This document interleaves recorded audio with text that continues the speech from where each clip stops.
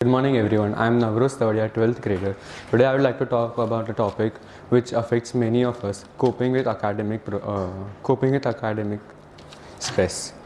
In today's world, there is a lot of competition and expectations from us, which leads to a lot of so it is very important to strategize for our mental well-being.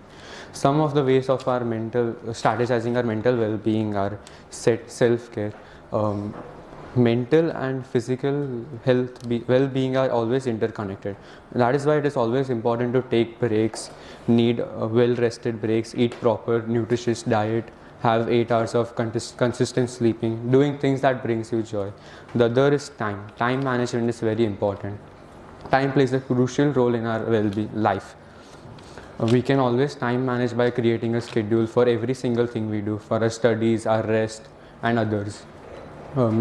There is a theory in Japan called Kanban theory which also states the same. Asking for help. In today's world, no one ever talks and shares with each other. Asking for help let's normalize asking for help. We should always ask for help from our friends, families, colleagues, teachers. They'll always give us an unbiased opinion, or if not, a good listener. And overthinking. Overthinking is one of the major reasons of the stress, which causes anxiety, anxiousness, stress, leading to depression.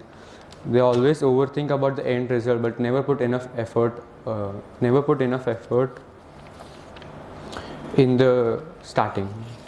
We can always reduce overthinking and anxiousness by deep breathing, yoga, and a lot of etc. Lastly, I would always want to say, learn from your mistakes. Learning from a mistake is a brave man's job. Not everyone can do it. To cope up from your mistakes and move on without holding any grudge is very important to keep our mind at peace. So the final thing I would like to say is academics is a part of life and not our entire life. Thank you for being a great audience and an even better listener.